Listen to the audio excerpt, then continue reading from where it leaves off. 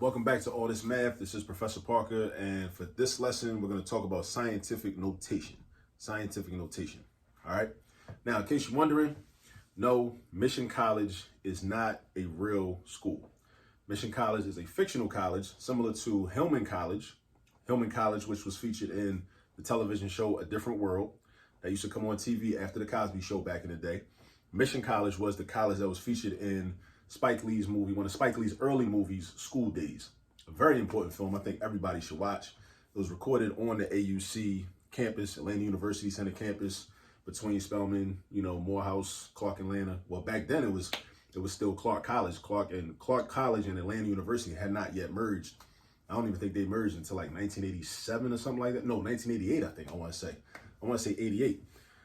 You know what I'm saying? So Clark Atlanta University is a relatively new, probably one of the newest HBCUs, but it's due to the merger between Clark College and Atlanta University. You know what I'm saying? But yeah, Mission College was the college that was featured in the movie School Days with Larry Fishburne, Giancarlo Esposito, Tisha Campbell, Kadeem Hardison.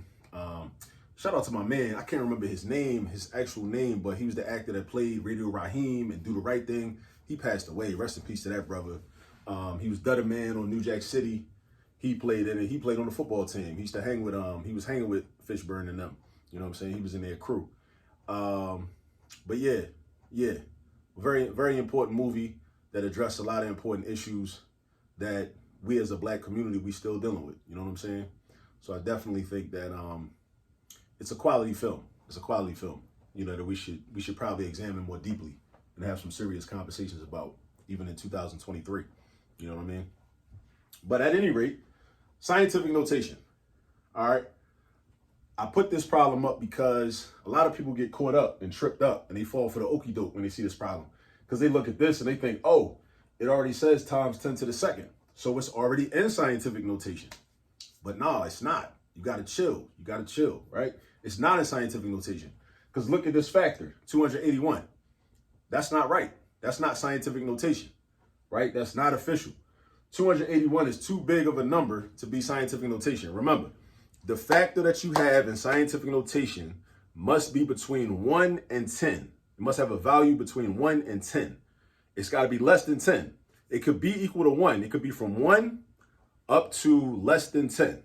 So it can't be 10. It could be 9.9. It could be 9.9999999. You know what I'm saying? But it can't be more than 10. And the 281 is definitely more than 10. It also can't be less than 1. So if you ever see something that say like 0.5 times 10 to the second, that's not scientific notation either. Scientific notation means that first number is between 1 and 10. Now, it's a couple ways we could do this problem. One way is, and this is the way I kind of like to do it, but this is about power. Education is about being a responsible handler of power. So part of having power is having options, recognizing your options, and then knowing when to exercise those options in the appropriate time. So you have options in terms of how to do this problem. So what I might do is I might just convert this to standard notation.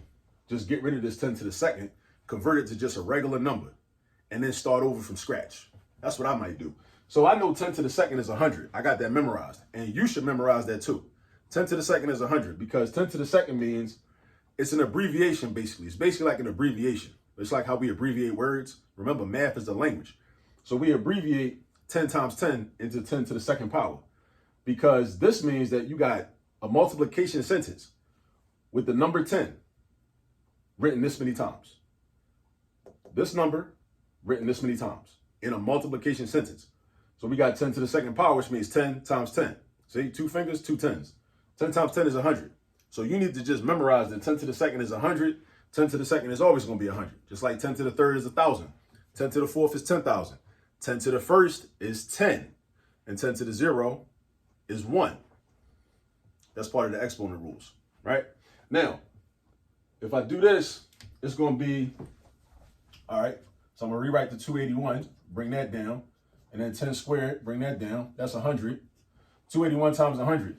281 times 100 is like 281 times 1. Drop the zeros off and then reattach the zeros. So 281 times 1 is just 281, but then attach 2 zeros. So we got 28100, which is 28,100. I was trying to see what that noise was outside the crib. So we got 28,100. And then from there, we start over. We just start the process over, right? Like sometimes, like some people might like doing it this way because that kind of like just clears everything up. You know, it's just like, you know, you start from scratch with a fresh, you know, regular number, standard notation, whatever, you know, because this is like halfway scientific notation. So this might confuse people a little bit, you know. So now, what do we got to do? We need a number. Well, first we got to find the decimal point. Sometimes the decimal point will be shown. Sometimes it'll be invisible because it's not needed. In this case, this is a whole number. So we don't need the decimal point, but it's invisibly written right here. It is actually right here, right? It's invisible after that zero because you don't need to write it. You don't need it. There's no digits after the decimal point. It's a whole number. Now, so we got to move the decimal point a certain amount of times until we create a number that's between 1 and 10. A number that's between 1 and 10. Because remember from the beginning, why this ain't scientific notation? Because it's not between 1 and 10. So we got to get a number that's between 1 and 10. So I go 1, I go 2, I go 3, I go 4. 4 spaces. And what number did I create? 2.81. Do I need these zeros? No, I don't need those zeros. In case you were wondering that. If you were wondering that, that's a good question. Do you need to write those zeros? You don't need to write those zeros. So we just got 2.81. That's our factor. I call that the factor, the first number in scientific notation. Then the multiplication sign and the 10 will always be there. So just write your multiplication sign and your 10. Now the next question is, what's my exponent going to be? What's my exponent going to be? Now, ask yourself this other question. How many spaces did the decimal point move? It moved 1, 2, 3, 4. So now you know either your exponent is going to be positive 4 or negative 4. Positive 4 or negative 4. Positive 4 or negative 4. Right? Now, how do I know? How do I know? How do I know the answer to that question? Well, think of this. If I'm trying to get back from here to the original number, 28,100, ask yourself, which direction do you have to move the decimal point now to get back from whence the decimal point came from? The decimal point came from right here. So therefore, I would have to move to the right. And if I'm moving to the right, then you got to ask yourself, what numbers are to the right? Think about the number line. Think about the number line. Think about the number line. What numbers are to the right? The positive numbers. The positive numbers. And because the positive numbers are to the right, that means we're going in a positive direction. So that means my exponent should be a positive 4. If we were going to the left to get back to the original number, right? Then that means my exponent will be a negative number.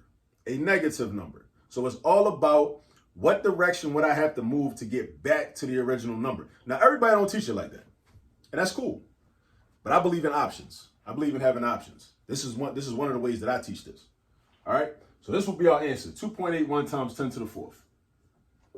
Right?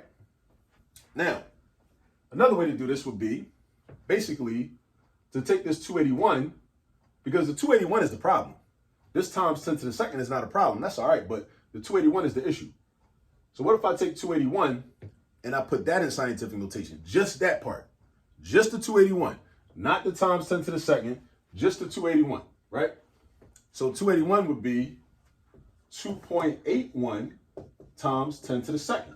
Now, how do I know that? How do I know that? Now, look. 281 has an invisible decimal point at the end, just like 28,100 did. Invisible decimal point, invisible decimal point. Invisible decimal point, it's invisible because you don't need to write it. It's like, there's so much stuff in math where like what's understood don't need to be said, right? So it's invisible decimal point. Slide it 1 space, 2 spaces. Now you got 2.81. If you slide it 1 space, you got 28.1. That's still too big. Again, in scientific notation, the first number or the factor must be between 1 and 10. It must be between 1 and 10. It's rules to this game. It must be between 1 and 10. I slide it twice, now I got 2.81. That's cool. That's cool. If I slide it 3 times, that's too much because now I got 0.281, which is less than 1. Which is less than 1. You can't be less than 1, right? You got to be more than 1 or greater. You can't be less than 1, but you also can't be greater than 10. That's the range. You got to fit into that like sweet spot between 1 and 10. That's where you got to fit your number in. So this is cool. Now, times 10 is always going to be times 10. in case you're wondering where the times and the 10 came from, it's always going to be a times 10. That's just part of scientific notation. Where does 2 come from, though? The 2 came from me knowing that if I want to get back to the original number, 281, I got to go 2 spaces, hence the 2, and I got to go to the right, which is toward the positive numbers, So I'm 2.81 times 10 to the second. So these are all the rules that you got to remember and all the questions you got to ask yourself while you're doing these problems. And then what's going to happen is you'll develop your mathematical muscle memory, right? You're going to develop your muscle memory, and then you'll be able to just do these problems real easily whenever you see them. All right? But actually, I ain't even finished this yet. So this is just this part, the 281. But then I bring this part down, times 10 to the second. Now, exponent rules. Leave the 2.81 alone, but apply the multiplication rule or the multiplication property for exponents, right? 10 squared times 10 squared. That should be 10 to the 2 plus 2 power. Because when you're multiplying terms, right, the same terms, you add their exponents. 2 plus 2 is 4. So this is 2.81 times 10 to the 4th power. We did it 2 different ways, got the same answer. You see what I'm saying? So 2 different ways, we got the same answer. And that's good. It's good to be able to do things in different ways, right? And it's also a way to check your work. Because if you do it 2 different ways and get the same answer, then that should be confirmation that your answer is correct. All right? So be careful when you see problems like this where it looks like it's already in scientific notation, but it's not for real. They try and get you. It's a scheme. They try and scheme you, right? Don't let people play with you like that. You know what I mean? So whether you see this in a math class, whether you see this in biology class, chemistry class, physics class, whatever, like, don't fall for that. Like, put this in scientific notation. I gave you 2 ways to do it. Now, go do your thing. Go get some practice. And go check out the movie School Days if you've never seen it. It's a good movie. A lot of the young people never even heard of it before. I got students at Cheney. I asked them about it. They said they never heard of School Days. So, you know, I want them to watch. I want everybody to watch. It's a good movie for our people. All right. See y'all in the next video. Peace.